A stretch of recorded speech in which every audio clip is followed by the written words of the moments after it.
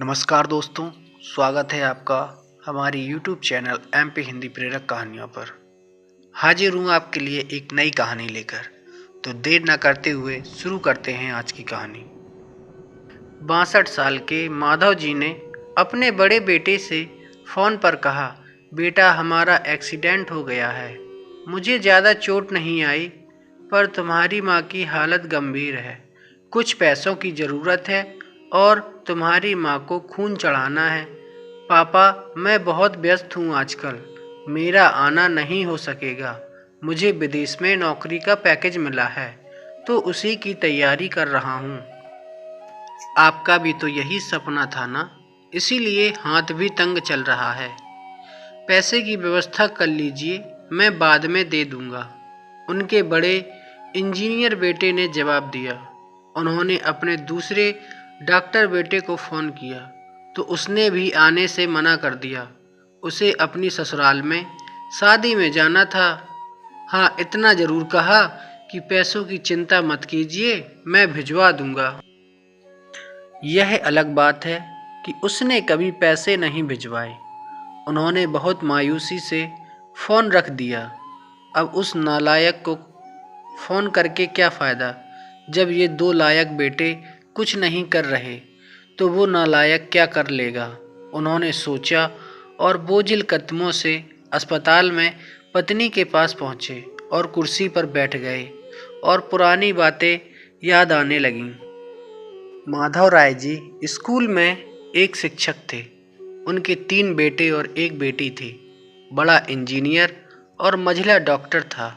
दोनों की शादी बड़े घराने में हुई थी। दोनों अपनी पत्नियों के साथ अलग अलग शहरों में रहते थे। बेटी की शादी भी उन्होंने खूब धूमधाम से की थी। सबसे छोटा बेटा पढ़ाई में ध्यान नहीं लगा पाया था। 11वीं के बाद उसने पढ़ाई छोड़ दी और घर पर ही रहने लगा। कहता था, मुझे नौकरी नहीं करनी, अपने माता पिता की सेवा करनी है। पर मास्टर साहब उससे बहुत नाराज रहते थे। उन्होंने उसका नाम नालायक रख दिया था। दोनों बड़े भाई पिता के आज्ञाकारी थे, पर वह गलत बात पर उनसे भी बहस कर बैठता था। इसीलिए माधव जी उसे पसंद नहीं करते थे। जब माधव जी रिटायर हुए तो जमा पूंजी कुछ भी नहीं थी। सारी बचत दोनों बच्चों की उच्च शिक्षा और बेटी की शादी में खर्च हो गई थी। शहर में एक घर और गांव में थोड़ी सी जमीन थी। घर का खर्च उनके पेंशन से चल रहा था। माधव जी को जब लगा कि छोटा बेटा सुधरने वाला नहीं, तो उन्होंने बंटवारा कर दिया और उसके हिस्से की ज़मीन उसे देकर उसे गांव में ही रहने भेज दिया। हालांकि वह जाना नहीं चाहता था, पर पिता की जिद के आगे झुक गया और गांव में ही झोपड़ी बनाकर रहने लगा। माधव जी सबसे अपने दोनों होनहार और लायक बेटों की बड़ाई किया करते। उनका सीना गर्व से चौड़ा हो जाता था, पर उस नालायक का नाम भी नहीं लेते थे। 2 दिन पहले दोनों पति पत्नी का एक्सीडेंट हो गया था। वह अपनी पत्नी के साथ सरकारी अस्पताल में भर्ती थे। डॉक्टर ने उनकी पत्नी का ऑपरेशन करने को कहा था। पापा, पापा, सुनकर निद्रा टूटी तो देखा सामने वही नालायक खड़ा था। उन्होंने गुस्से से मुंह फेर लिया, पर उसने पापा के पैर छुए और रोते हुए बोला, पापा, आपने इस नालायक को क्यों नहीं बताया? पर मैंने भी आप लोगों पर जासूस छोड़ रखे हैं। खबर मिलते ही भागा आया हूँ। पापा के विरोध के बावजूद उसने उनको एक बड़े अस्पताल में भर्ती कराया। माँ का ऑपरेशन कराया, अपना खून दिया, दिन रात उनकी सेवा में लगा रहता। और एक दिन वह गायब हो गया। वह उसके बारे में फिर बुरा सोचने लगे थे कि तीसरे दिन वह वापस आया। महीने भर में ही माँ एकदम भली चंगी हो गईं।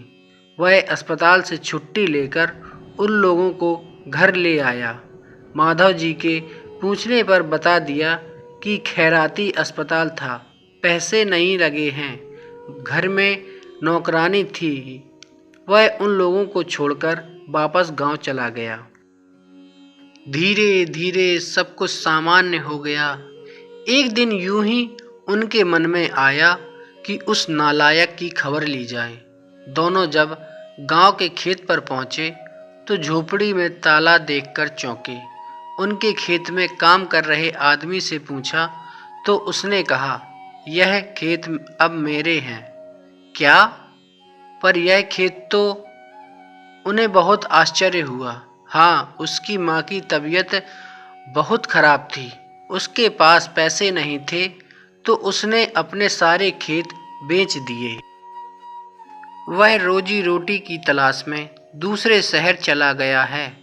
बस यह झोपड़ी उसके पास रह गई है। यह रही उसकी चाबी, उस आदमी ने कहा।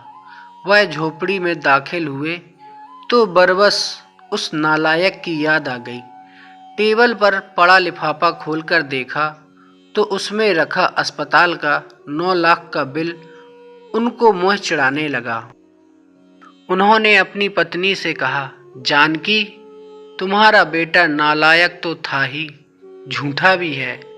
अचानक उनकी आंखों से आंसू गिरने लगे और वह जोर से चिल्लाए, तू कहाँ चला गया नालायक? अपने पापा को छोड़कर एक बार वापस आ जा, फिर मैं तुझे कहीं नहीं जाने दूंगा। उनकी पत्नी के भी आंसू बहे जा रहे थे और माधव जी को इंतजार था अपने नालायक बेटे को अपने गले से लगाने का। सचमुच बहुत ही नालायक था वो।